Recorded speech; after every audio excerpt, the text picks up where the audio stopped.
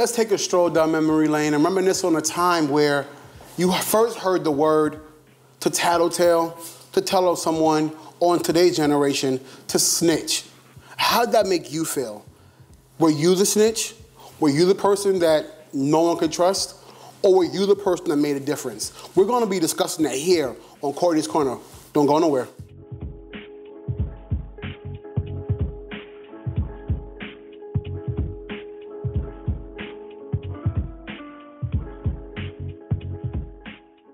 Welcome back.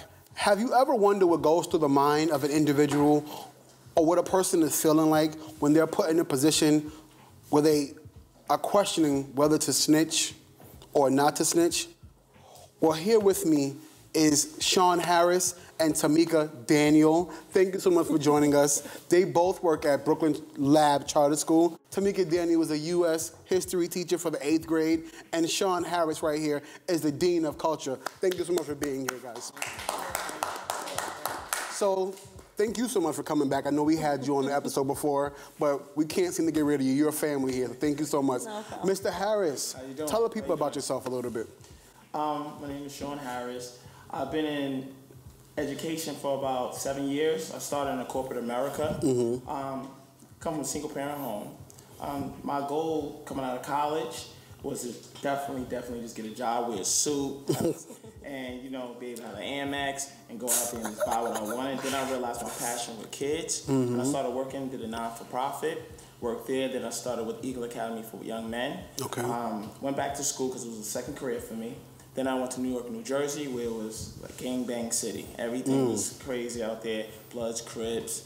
But we had an opportunity at my school to really go ahead and keep the outside from coming in. And then I came back to Brooklyn. I'm a Queens guy. But I came back to the city, I would say. And I've been in Brooklyn Lab for about a year and a half now. And I enjoy it. And how has that been for you? Just being at Brooklyn Lab, especially with Tamika. Oh yeah, Tamika, she's excellent. She's like my ride or die. She helps me as far as regards to culture, right? Do activities for kids, just not discipline. So that's why the culture. So we do the climate of the building, how you feel when you come in, the energy that the kids feel, activities, and just trying to teach them life lessons for the future. Right. And that's the most important thing because they are the future. Okay, I like what you say about life lessons. So I know, let's dive into the topic, snitching, right? I know growing up it was tattletale or, you know, spill this, spill the tea for this, or, you know, whatever the case may be. How was it in the school system in regards to snitching? Do you kind of feel as though it's a unspoken thing that the kids don't talk about? How do you kind of generate that within the school that it's okay to tell what's going on, or when is it not okay? With this generation, it's super different. Like, when we were growing up, you didn't tell nobody. You don't tell your friends nothing. I told it all. So you're like my kids now, where we'll be in the classroom. Like, for instance, last week, somebody had a phone go off in the class, and I just sat there. Whoever has a phone, turn it in. Nobody turned it in. Text Harris. Harris came in the classroom. All right, if you got a phone, you're gonna be here for Saturday reflection. Harris walks out the classroom when the kids turns on. Miss Daniel, he has the phone. So, but it's not even just like that, but they also, when they know one of their friends is doing something that they shouldn't be doing, it's more of like, yo, they already know, and we actually know nothing at all. Right. But they tell on themselves, they tell on each other, but they also do it in like a safety kind of thing. So, well, we talked about growing up, right? So it's kind of like the battle, because at home, if you're telling your brother and sister, you're considered a snitch. Stop telling. Why you always telling everything? But then you go to school, you go to these programs, and they're telling you if something is wrong, you should tell. Now, how do we kind of diffuse that? Because it's that constant battle of I don't want to be the person that my friends can't hang out with because they're scared, right? But then again, when do you draw the line? When is it okay to be like, listen, I'm letting somebody know what's going on? Want me to answer that? Yes, please, Mr. Harris. So we're gonna tag team this. So first, me being Dean of Culture, I'm really about discipline. So when I come around, it's like, oh, here come Harris, right? And I call them my CIs. Give me some information. Let's see what happens, right? And heard you. I came from it also growing up. I was involved in gang activity, right? So for me to see what snitching is, I'm like, okay, y'all really think that's snitching? Snitching is when people are doing criminal activities and then somebody gets caught, and to get themselves out, they go ahead and tell against those same people that are doing criminal activities. That's snitching. You go to school every day. Stop it, okay? Right. Somebody's doing something that's going to hurt the community, then that's a problem. And that's also in our neighborhoods, right? Some people will be like, well, I'm not going to snitch on a person down the block that robbed this person's house in your neighborhood, right? But that you might be the next person. So that's not considered snitching for me. So what I teach my kids is that anything that's going to hurt the community is something that you should come forth with. Because if you don't, it can go ahead and have detrimental effect. And I think it's had detrimental effect in the urban community. Right. So how do you guys, shall I say, kind of relate that outside of school? Because remember, it's only like a 9 to 2, 9 to 3 day for them. Then they got to go home and face reality, right? That if you told, this is a matter of life and death sometimes. You know, in this generation growing up, there is nothing like how we had. We had grandma and grandpa and mom and pop, or like deans to go to and feel safe with. But now you got to go home to the neighborhood that's completely different from when we grew up and be labeled a snitch. So how do you guys kind of take what you are doing at the school and bringing it over to their communities? Well, Harris has something that he says all the time. Every kid feels loved, every kid feels safe, nothing stops learning. So they have that embedded in their brain. So it's just like, are you safe? That's the first thing. Do you feel safe? Do you feel loved? My work phone's with me all the time. I have kids calling me 4 o'clock in the morning, 11 o'clock at night. Ms. Daniel, such and such and such happened. All right, here's your first thing. Where are you? All right, get home, call your parent. Call Harris. If you can't get in contact with Harris, my phone's on. Then it always comes back to the school. Situations going on outside the community, outside of us, because those are our kids. Right. Like, we're with them more than their parents are with them. So we have that open communication. If something's going on, we know how to escalate it accordingly, without them having to have their name in that situation. Okay. Do you think that this is something that's only happening in urban cultures, or is it something that is happening abroad? Abroad. Yeah. I think overall is, what the urban culture is now is, kids, especially the community that you build, it's about, the community that we built in the school is, hey, if something's going wrong, it's going to hurt the community, right? But then on the flip side, we have somebody that likes attention and wants to be like, I want like the teacher's pet, per se. Yes. And we have a young man like that, had a meeting with his mother the other day, and he's like this, every little thing. I said, he was in the hallway, I said, the teacher said something. She was like, she told me to be in the hallway. I said, I don't care what the teacher said. The teacher comes out, he says, Miss such and such, Mr. Harris said, you went ahead, he don't care what you say. Right. And it's like, why would you have to go ahead and go over that? But he's also isolating himself. So it's a thin line between snitching or trying to go ahead and get or be liked.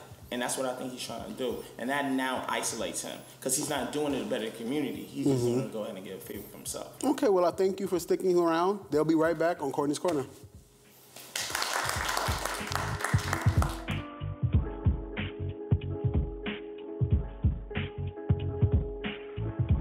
We're back. Joining us is Stacy and Devon. Make some noise for them, guys. All right, can you guys just tell the viewers a little bit about yourself? Stacy, we'll start with you. My name is Stacy. I reside in Queens, and I'm an educator. Devon? My name is Vaughn. I live in Queens. I'm from Brooklyn. I'm a plumber at the moment. Brooklyn. It's the most important thing he said. All right, so guys, thank you for joining us. We are talking about this unwritten rule, snitching. What does that mean to you? Whoever. Me, I feel like snitching is a street term for tattletelling. I feel like it's a street term for tattletelling. Okay. Stacey? I agree with him. I feel as if it's more known in the street, and it's a very gray area, snitching, to certain people. All right. So when we think of snitching, now you said it's like a gray area, something that's like basically deemed to be bad, right? Since it's from the street.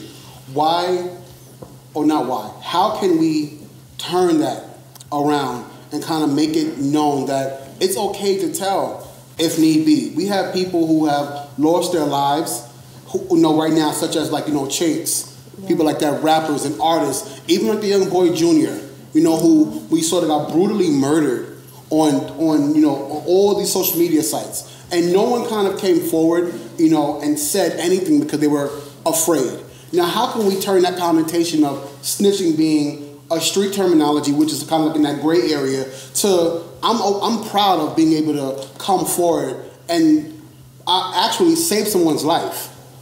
How can we turn that? So I want to see Mr. Harris. Okay. What snitching is very simple. For me, again, if lives are in danger, it's also in a space where some people are not, I don't think that they're afraid. If you're afraid for your livelihood, that's a little different. But some, just as the culture, is like, I grew up that way, so I'm not gonna do it, no matter what, right? And I think that that's detrimental. I think we have to go ahead and get that boundary. It's just like, if you see something, say something on the train, and you're like, I saw that package, I'm not gonna say anything. But then we had like 9/11, or we have like these other catastrophic, forgive me, my pronunciation, but these big things that happened and nothing was said, and it could have been said because you have a culture of that. Right. So. Okay, Tamika. So I grew up listening to Snitches Get Stitches, and I also growing up was like that. Like, yo, I wasn't the person I am now, so it was like, all right, if you tell what I'm doing, it's gonna be a problem. But when I look back at it, it's like there's a lot of things I really could have prevented if I would have just opened my mouth. Because it was just like, it was dumb, and I could have like literally prevented some people from either going to jail or some people from getting flipped basically at those times. Right. If I just would have said whatever. But with our culture, especially now we got the soca song, Mind Your Funky Business, that's what a lot of kids is listening to now. Like, I'm gonna mind my business, and we're instilling that from young. Mind your business, mind your business, mind your business. If it's not about you, it doesn't concern you, don't go into it. But then you look at it like this, right? It doesn't concern you. But then when it happens to you or someone in your family, then we're looking to want to get answers. We want these people to come out. You said something just now, snitches get stitches. Excuse me. But stitches heal. Bullets don't. You know what I'm saying? You die. You can't come back. You know what I'm saying? So this connotation that I'm talking about, like you just said, you know, that song that says, mind your funky business. So why do we have to mind our funky business when people in our communities or in other communities are being hurt, are being killed time after time again? So continue what I was saying earlier, like, for us, what we have to do is make it okay. And that means, when I say us, I mean us as the adults in the communities now. Be like, we got to be that safe person that they can talk to. Like, you know that you can go to that one person. Like the Medeas in the neighborhood. Go to that one. You go to Medea. Something happened, Medea knows, because Medea can go and she can handle it, or she can go and talk to somebody who can handle it for you. Grandma. Yeah. Heard you. Okay, Stacey, what about you? I feel like that whole, it's a misconception, and it's hard because we're taught that at home. Like it's don't tattletale, but then when you go to school, you go out in the world, it's like, say something, you're allowed to say something. It's hard, and I feel as the adults in the community, in these children's lives, because it starts as a child. Yes, I agree. We need to instill that it's not snitching, it's not a bad thing if, like Mr. Harris said, if someone is in danger, you need to say something. Even if it's the littlest thing, if you don't want to snitch, there's anonymous ways you can say something. There's people you can talk to, so it's not directly you. If you have that fear, you feel as if you're gonna be ostracized. Oopsie. Oh, usually got you now. I know. I'm rubbing off. I'm sorry. In the community or in the school, as it's her. Don't talk to her. Don't do anything around her because she's the one to tell. No, if you're doing the wrong thing, you don't have to be like, oh, Miss Daniel, it was her. No. Can I speak to you? Someone did something that I think I know is not right. I'm not sure if they know it's not right. So like a see something, say something, like Mr. Harris. I agree. It's the world we live in. We have to have each other's backs. Yes. We have to be united. Yes, I agree. Because right now we are very divided, and it's hard. It's true. Devon, what are your thoughts?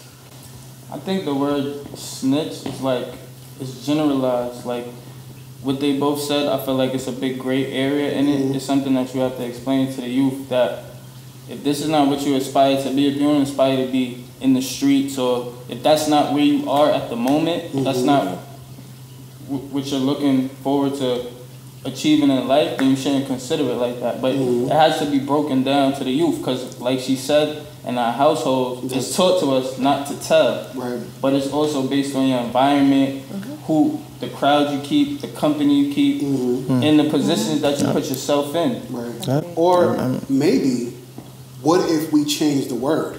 Exactly. Because I feel like words have power. Exactly. Yes. You know what I'm saying? So if we change the word around and the wording, it'll be easier for us and for other people in communities to come out and say something. You know what I mean? I feel like the word snitching has been birthed through our culture. You know what I'm saying? Through the African American culture, through the Hispanic culture, to those living in those, you know, certain communities, those underserved communities, that word has kind of, you know, made a life of its own. Exactly. And in this life, it's cutting the lives of other people.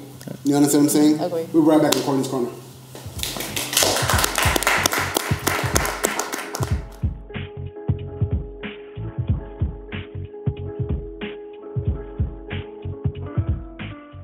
So, do you feel as though there's a difference between snitching to save yourself versus snitching to save somebody else, or does all lives matter? All lives matter. All lives matter. Yeah, all lives. Okay. I'm happy we're in the same. I thought we were going to really have to get into this. So we're actually going to play a game. The first one, I'm going to ask them a series of questions, and based on their answers to the questions, if they match yours that we did on the Q&A earlier this week, they get a point. If they don't match yours, we have a panel of judges over here who are going to assist me in seeing if we agree with their no's and why did they say no to certain things. You guys ready? Yes. Yeah. All right. Go. So, round one. Would you snitch if you saw your best friend's significant other on a date? Okay, 20 of you guys said yes, 28 said yes, and 6 said no. Okay, so everybody gets the point. Is whistleblowing snitching?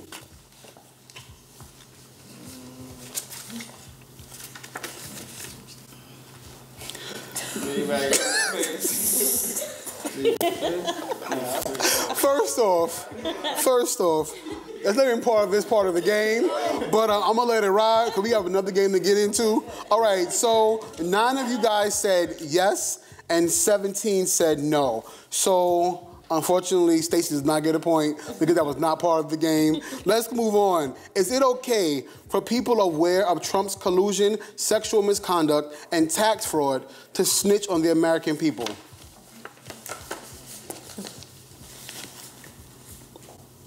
Okay. All right, so you guys, 19 said yes and 7 said no. Let's get into question number 7. Are there 60 women who came forward about Bill Cosby snitches? All right.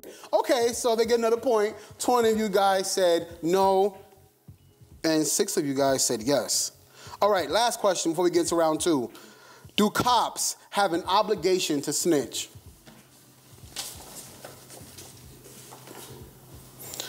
All right, so 24 of you guys said yes, and 4 said no. So you guys are all winners. So we're getting into round 2. This one, they get a point for answering yes to any scenario or answering no to any scenario that seemed a bit bizarre. And let's get into it. Or they'll say, I plead the 5th. All right, would you snitch if your friend is telling you about a sexual encounter and they use weed and alcohol to get their date in the mood? I'm sorry, my team is wild. What? You want me to read that question again? Yes. All right. Would you snitch if your friend is telling you about a sexual encounter and they use weed and alcohol to get their date in the mood?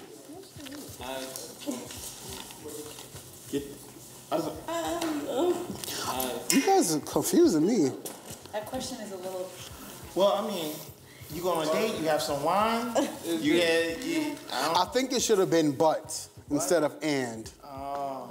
So they use it as like... Right, like, you know, like a Molly type thing, like a wolfie. Yes. Let's move on, because you guys, I was even confused, guys. I'm so sorry. All right. All right. Would you snitch if you saw a hit and run? Gosh, I asked a lot of extra questions. Answer the question. I can do that. Okay, so why'd you say no? No, there's not my business. If somebody didn't hit my car and they hit a parked car, why am I telling? I'm happy I don't live near him. Whew, okay, so I think it's yes. So all three get a point. What do you guys feel about Devon's answer? Because I'm not too sure. People mind their business all the time.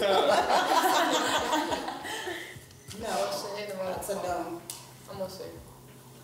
Oh wait. I'm waiting for your decision. Wait, Why? What? No, Is it hit? But this Is one, it hit and run of a It depends. It's person very or circumstantial. As we talked about it. All right. If you hit another car, I'm gonna look the other way. If you see somebody hit a car, you could have called the police on them. I am.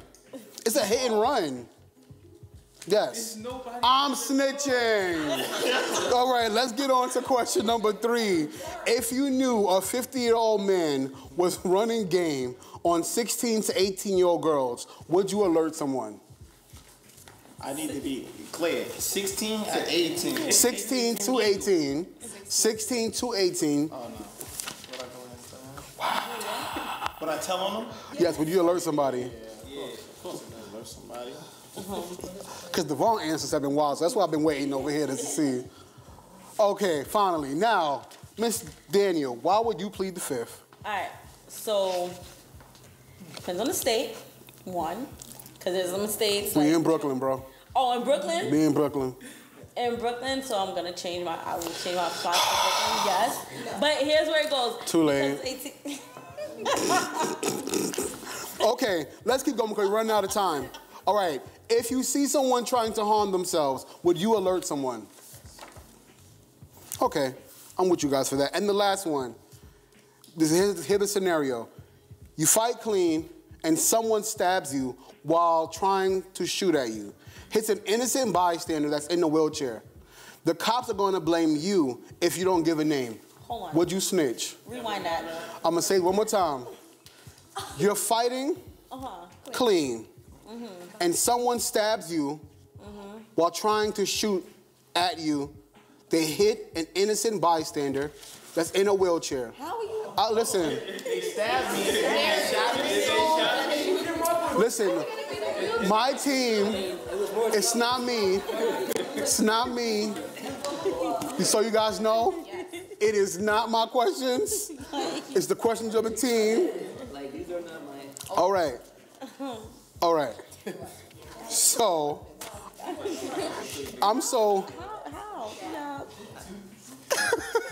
So let's just talk about it then, right? So you fight clean and someone's trying to stab you. While they're trying to stab you, they stab an innocent bystander that seems to be in a wheelchair. The cops are gonna blame you if you don't give a name. Would you snitch? Why is somebody so close to me while I'm fighting? Yeah. I mean, wheelchairs go. I mean, you. No, look, what? Did you not see Boys in the Hood when that wheelchair flew up that step? Go away. So everybody says, okay, Mr. Okay, well, I'll plead the fifth here. What's going on? What about talking about you see something, say something? If you stab somebody that's in a wheelchair, you wouldn't tell? First of all, if somebody else stabbed them, why the police gonna think it's you? Because you were the one in the fight. I'm the victim. I got stabbed. And I don't think that they think that it's you. I think more so not, they're gonna blame you for somebody else's action. Why you? So then it's like you versus someone else. Remember that question that I asked earlier? But again, like, why are you that close in a fight? Honestly. What if y'all was playing Skelly? Ooh, throwback. I don't know. We'll be right back on Courtneys Corner.